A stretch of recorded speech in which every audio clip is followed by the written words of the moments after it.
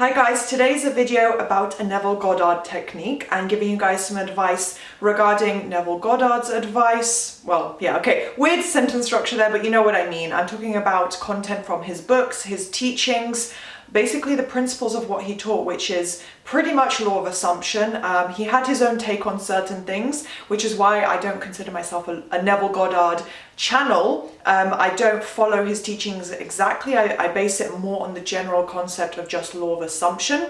But I thought, you know what, it's a really popular topic, it's very relevant, and sometimes you guys bring it up, or I get random new viewers who I don't think are subscribed, and they'll just comment and be like, but Neville Goddard said this, and you know, what about this? And so I thought I'd discuss a little bit of that today, and today's going to be one specific technique that I love. It's very, very simple, and I've talked about it quite a bit, but in different format in regards to just general visualization.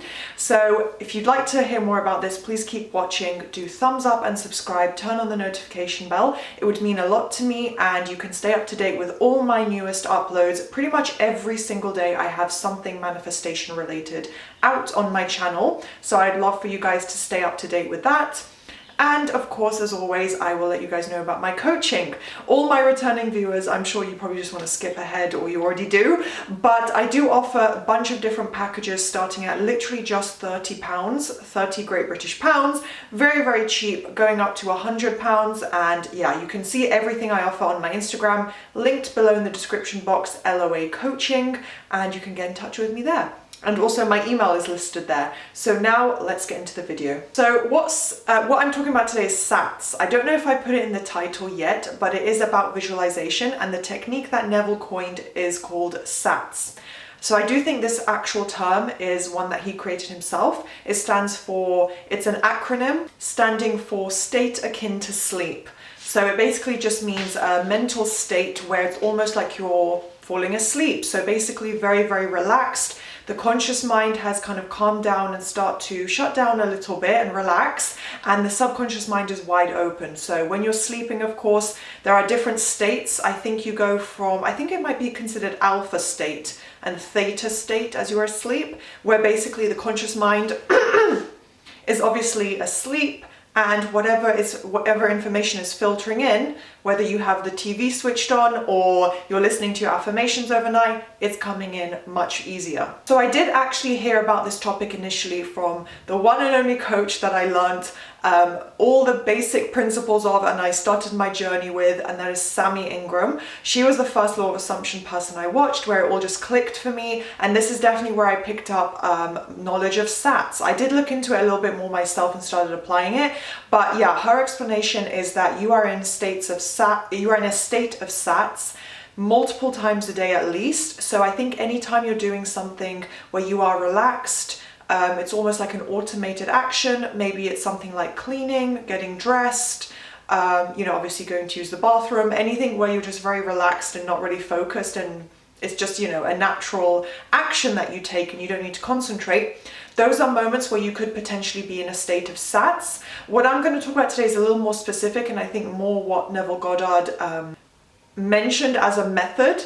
But yeah, I learned it from Sammy, and her advice is that you are doing this multiple times a day, and so you should be doing your affirmations all throughout the day. So when it comes to applying this as a specific technique, I would say pick one area or desire that you're manifesting and working on.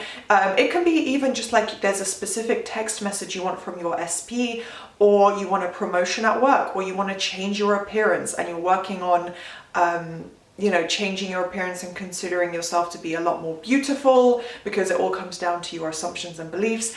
But whatever it is, whether it's more general, like, well, I just want to look better, I want to change my appearance, or I actually want a promotion to this position at my company, whatever it is, you can pick one specific area and decide, well, this is where I want to focus and this is my priority right now. So that is where you're going to create your scene in relation to SATs. So you're going to create an imaginal scene, and I'm going to guide you with a few more steps now.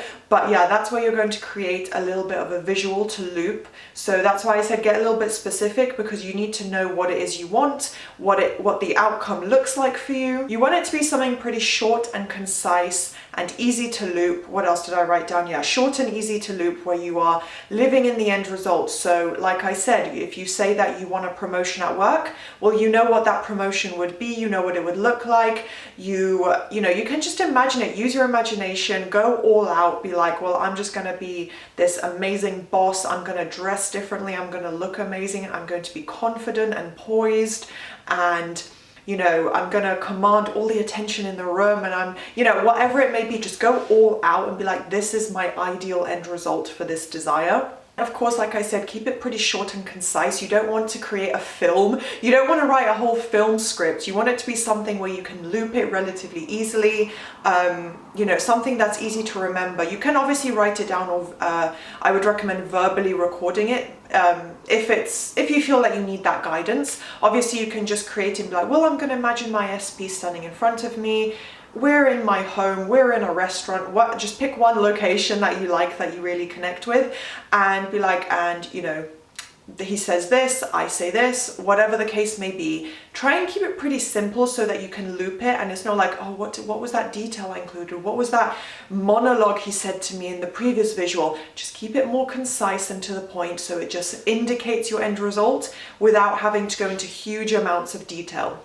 And also think of just some key moments. So like I said, you and your SP, for example, standing in a room, standing in your home, or your SP's home, you know, somewhere you feel comfortable, or that would indicate you have a great relationship with them. Spending time together at home would indicate that. And you know, you're sitting down or standing next to each other, or they're holding your hands, and they look at you and say something. It can be that simple and quick. It doesn't have to be, you know, a really long, elaborate description. So something that encapsulates what it is you really want, your end result, that desire. If it's marriage, say that in the visual, look down at your hand if you're a woman and you see an engagement ring. Or maybe you have wedding bands, both of you, you and your SP, you and your partner, both are wearing wedding bands. So in the visual, look down at both your hands and see those wedding bands, right? Maybe they're holding your hand, and that really indicates to you you're married to each other, you know? Something that just encapsulates that end result with a few really simple but key moments. Hopefully that makes sense. I'm now going to read from my phone a quote that I got from one of Neville's books. I found this online, so I'm quite certain it is the exact verbatim quote, but yeah, it was published in one of his books. I don't remember the exact name, but it's his description of getting into a state of sats, to give you guys some more clarity and context of what he meant.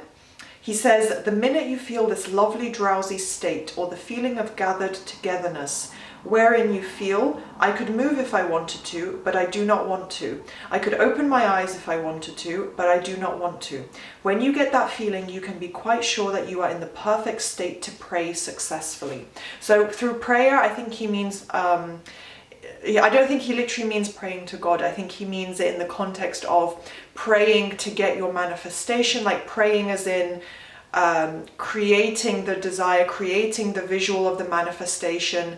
And yeah, I think obviously he's talking about visualizing. He's not actually talking about sitting down and saying a prayer to God, but for some reason he likes to refer to it as praying. I'm not quite sure what that means, but let's not dig into that, you know, semantics too much.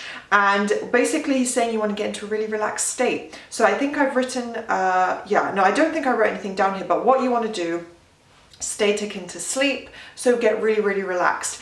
I actually recommend this during the night before going to bed, because that makes the most sense, where you want to relax and, you know, shut down your mind a little bit, relax, release the thoughts, and yeah, not have racing thoughts or stress. You just want to be able to relax and yeah, just fall asleep. So basically lie down on your bed or somewhere comfortable, close your eyes, maybe do a little bit of breathing to calm down, relax, maybe put on some relaxing music, get yourself into a very relaxed Zen-like state, and then you can start the visual.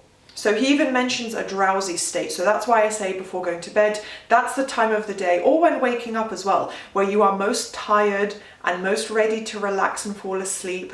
Your subconscious and conscious mind know that it's time to relax and go to bed. You're hopefully feeling tired and ready for sleep, so it's a perfect time to fall asleep whilst you're doing sats. So now that you have the scene that you created and you have an idea, like I said, you can write it out so you have an idea of it, and you know there's this moment, I say this person says this, whatever the case may be. Or it can be, you know, I look down at a piece of paper and this is what's written on it. Anything like that. You know what the scene is now, so you have all the tools, you know what to do, and now you're going to imagine the scene and loop it. It's also about falling asleep in the state of the wish fulfilled. So basically not so much, it's not the emotion, but like feeling it because you've been visualizing it. So mentally getting into the state of the wish fulfilled by looping that scene in your mind, and probably it will incite some positive emotions in you, and the more you loop it, the more real it will feel in your mind. So you're getting into that state of the wish fulfilled as you're falling asleep. Your subconscious mind will actually take all of it in more easily, which is why I say as you wake up, before the conscious mind is fully awake and alert, and as you're falling asleep, as the conscious mind is kind of closing down for the night, that's when your subconscious is the most open. So to analogize it, as I always love to do, if you imagine two guards standing outside a door, that's the conscious mind. And they're finishing their shift, you know, let's say 7 p.m. So they're getting their things together and they're leaving the property. The further away they get, the less barriers and resistance there is to getting into the house, which is a subconscious mind. I think that's a pretty good analogy to help you understand where, yeah, the subconscious mind is a lot more open during sleep, which means the levels of resistance you have will be much lower. So anything you are looping and telling your mind is happening, it will accept a little more easily. I also recommend repeating this routine and practice for at least 7 days. And like I said, it's about looping it. So when you're in sats, you loop the visual over and over and over and over. You can do it just once, but usually for us, once is not enough to convince us or incite relaxation, strong visuals, positive emotions, relaxation. You usually will have to repeat it a couple of times, and that's okay. And the more you loop it, the more, because repetition is the key, right? So the more you loop it, the better it'll be for your mind to accept it. So as you're falling asleep, you know, lights are switched off ideally. Your eyes are closed, you're relaxed in bed, you're comfortable and warm, and you start bringing up that visual. You can record it, or you can just remember that, okay, this is what it is. The more you loop it, the more it'll be ingrained in your memory, so it'll be easier to do. And yeah, I recommend continuing that practice for at least 7 days, just for a week minimum, to see the effects, to see how your mind starts to accept it. And yeah, that is the practice. That is not so much my take on, but my advice regarding Neville Goddard's technique, how to use sats to visualize your desired outcome. And yeah, I hope you guys try this and really enjoy it. If you enjoyed this video, please do thumbs up, subscribe, and turn on the notification bell, and I'll see you next time. Bye!